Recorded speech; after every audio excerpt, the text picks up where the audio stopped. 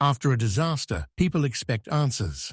They expect responsibility. They expect urgency. But after Bhopal, answers did not come quickly. Instead, there was silence, carefully worded statements, confusion, delay, and questions that no one seemed ready to answer. Because what followed was not just a disaster story, it became a story about decisions, responsibility, and power. And for many survivors, the suffering had only just begun. If real history matters to you, subscribe to HistoryMind. Morning light revealed what the night had hidden. Hospitals were still full. Families searched for missing relatives, and officials struggled to understand the scale of what had happened. Early reports minimized the numbers, but the streets told another story. Bodies were still being counted, and across Bhopal, people were asking one question: how could this happen? Union Carbide issued statements quickly. The language was careful. The tone was controlled. Officials described the event as an accident. They emphasized that investigations were ongoing,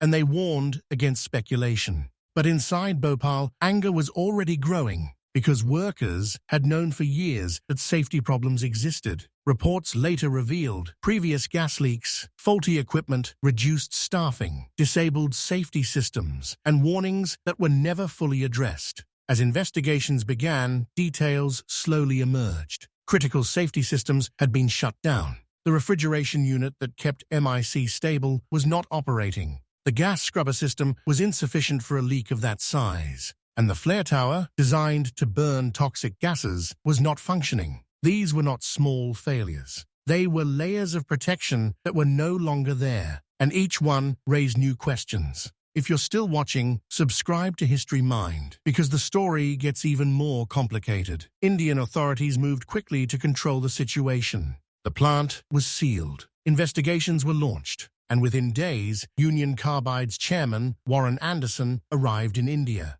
He was arrested shortly after landing. But within hours, he was released on bail and allowed to leave the country. He never returned. This decision remains one of the most debated moments in the history of the disaster. Legal battles started almost immediately. Victims demanded justice. Families demanded accountability. Governments demanded compensation. Union Carbide argued that responsibility rested with its Indian subsidiary. Lawyers debated jurisdiction. Courts debated liability. And survivors waited. In 1989, a settlement was reached. Union Carbide agreed to pay $470 million.